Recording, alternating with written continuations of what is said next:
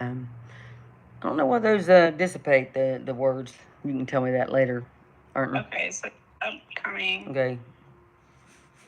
Well, they can hear you. Okay, do what?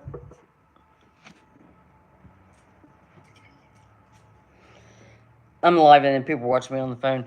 Hey, you guys, this is what happens when you're confused about shit, right? Do what? This says upcoming, waiting for Beth Rist. So you should have an option on your phone I'm on my iPad. or your iPad. Does it say start live? Yeah, I already did that. There you go. You're live. I'm live right now. Can you see me pointing to the phone because you're talking to me? Yep. Okay. Okay. Let's see if we can find Shirley and everybody else. All right, I'll talk to you in a little bit. All right. All right, bye. I tell you what, when you got friends that will help you through stuff, you're okay. You know, you really don't need all kinds of stuff. I've said this over and over again in videos. It just is what it is. I have. I'm not trying to be spectacular on this YouTube stuff. Yeah. My second book. Hey, I did it. Yeah, I did it. But anyway, anybody wants to ask me any questions? I had somebody text me and question me about what happened with the guy that robbed the people that went on vacation or camping for 17th to the 20th of September, um, and then everybody went in hush hush because we know what happened, don't we? And so anyway, but we talk more about that, and I don't know where Shirley's at, but she had asked me earlier. Somebody was talking about um, me and the situation on Father's Day in 2012 with Michael Lutz. And I'm not going to be able to read anything anybody comments, so that's the way it is, right? I'm going to tell you detail by detail what happened, okay? And this is all verified in the police report. And it's all verified with the DNA.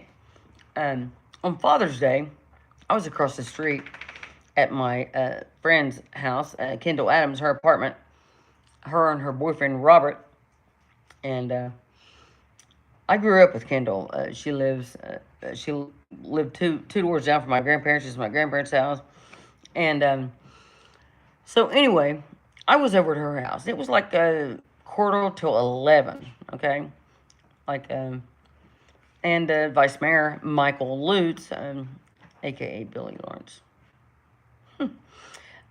called me and said, "Hey, you swimming?" I said, "No, I'm at my neighbor's house. Can I come over? Can we come over?" Him and his girlfriend, and her name is in the book, the second book, and it's public knowledge, so it's court recorded, so it's no big deal. But anyway, so I told Kendall, I said, "Oh my gosh, I'm so tired," but I had been drinking Mountain Dew because I was so tired because I had a pool day, I had a hot day in the sun, and um, so I did let him in because he was vice mayor and I was on city council. He's my boss, technically, right? And so I can't see any of that. So anyway, so he came over here and his girlfriend came over here and they did what they did and their choice of whatever they did and um, you know they left and he left his cooler here. So he came back. Um, he came back after that, about 20 minutes after that. I was already inside the house, right? He came back after that and knocked on the door, and this was before the ring doorbell. And I opened the door, and he said, "I left my cooler here." And I said, "It's in the kitchen." And I said, "But you can get it tomorrow." And I closed the door. Well, he pushed his foot in the door and came in my living room and closed the door, locked it, pushed me down on the couch, and said, "I'm going to convert you, bitch, and you're going to like it." This was the vice mayor of Ironton, Ohio. I was city councilwoman, the only woman on city council, and he invited himself to my house and did that to me in my living room. Okay, so I was in shock at first. Of course, wouldn't I be in shock? So I he had his hands on my breast, and he was just rough as shit, man. And he might be a little guy, but you know what? Rape is not about sexual. It's about power and control. Like I told you the other night, it's about power and control. But anyway, when I finally, after he had done a lot of damage, kicked him off of me, and he ran out the door. But he left his shorts here. So the next day I went over to Kendall's and I was like, oh my gosh, I sat there for like 2.5, 3 hours and I couldn't say anything. And she's like, what's wrong with you? And I said, I'm okay. And she goes, no, you're not acting right.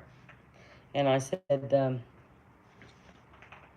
well, I just had a hard night last night. And she goes, well, what happened after you went home? And I said, oh, it's okay. So I sat there for like another 2.5 hours. Robert watched the Gold Rush, and, and we played with Zeus, their boxer.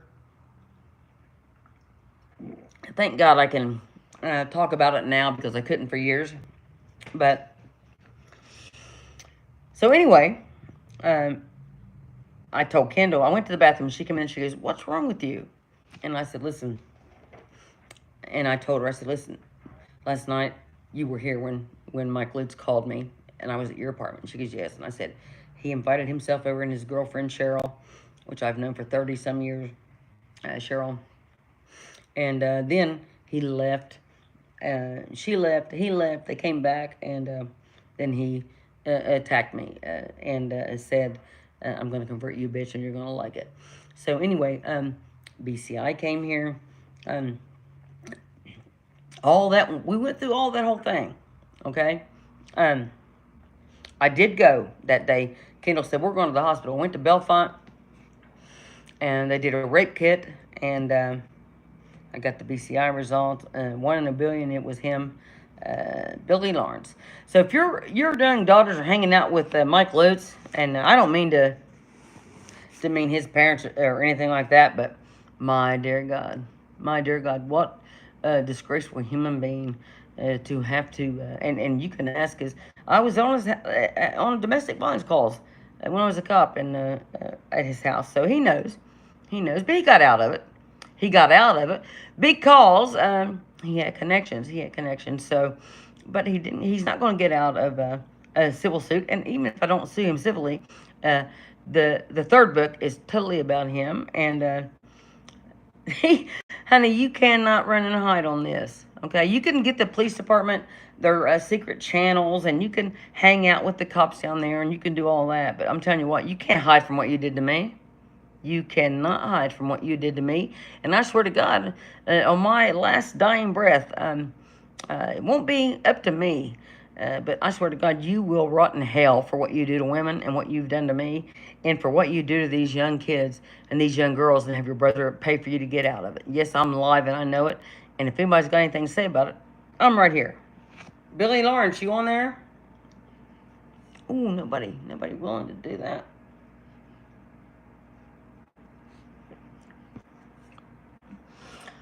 Nobody willing to say anything. Huh. It's okay. I do want to mention again that I was emptying my garbage day before yesterday, and this IPD come down the alley, and he said, I finally caught you. And I said, yes, you did. I'm emptying my garbage. Young man, nice-looking man, beard and mustache, and he said, how you doing? I said, if I was any better, I'll be twins. And I said, but I'm vertical. Beats the alternative. And he said, yes, it does. I said, you be safe out there. I'm telling you what, I don't know who you were, young man. But everybody says, oh, I'm a cop hater. I don't hate all cops. I hate corrupt cops. And there's a difference. So, I think I told you a little bit about what happened with Mike Lutz. And after the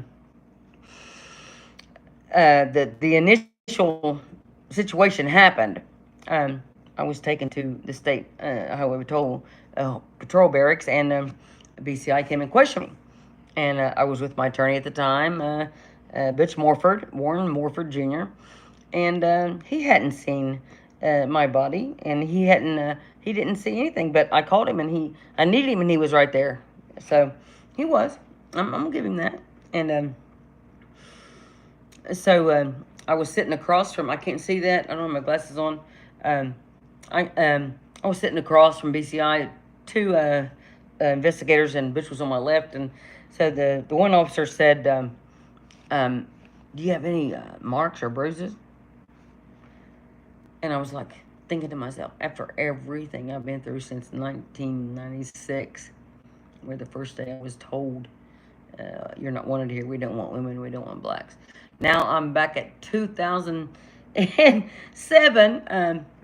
Um, I'm at 2007, and they're asking me, "Do I have any injuries?" What in the world do you think I have injuries for? So anyway, we're sitting there across from that. Like I said, Butch hadn't seen anything yet. They said, "Do you have any injuries?" Well, I wasn't going to explain it. I just raised my shirt up. I could not. I was in too much pain to wear a bra, and so the bruises were all over me. Rick Robinson, my neighbor's seen it. Bob Clary's seen the pictures, and the grand jury didn't think anything about that. You know why? Because I had a white tank top on. They let him get by with the rape because I had a white tank top on, and because instead of finding out all the good people that support me, they went to all the negative people, all the past relationships, and where they made up shit. And then also, when you go to grand, when you are going to, you get chosen for a grand jury, or you get chosen for um, uh, court as a registered voter, you are not, if you know the suspect or the victim, you cannot be on that jury, right? What did they do? They get Rex Robinson. Yes, Rex, I said you. Rex Robinson lived right across the street from me. He was the head of the grand jury. And he knew me. He lived across the street from me. Testified. I don't know what he testified to. It was all secret. Just like Skylar Corbin's thing's all secret. We'll be going all about that. And but I'll tell you what, this whole thing with Mike Lutz is far from over. It took me years of therapy and years of working out and getting ready for this. And by God, I'm ready right now. And I tell you what, honey, I am not threatening you by any means, shape, or form. But I tell you what, you're going to. The good Lord will make sure you pay for that. And but civilly, you better call your brother. You better call your brother, honey, because we know you don't have any money, but your brother does, right? And by no means am I trying to hurt your parents, but Mike Lutz, you're a piece of shit for what I know you've done to women, and what I know you've done when you go to these meetings and take young girls home and tell your brother, tell them your brother can buy liquor and drugs for them. You are the scum on the bottom of my shoe. And I swear to God, I'll die my last breath proving it. Okay? Beth Rist, I'm going to get off here, and I'll talk to you soon. Let me see if I can turn this off, okay? Like I said, I'm not bragging about being a pro on this shit.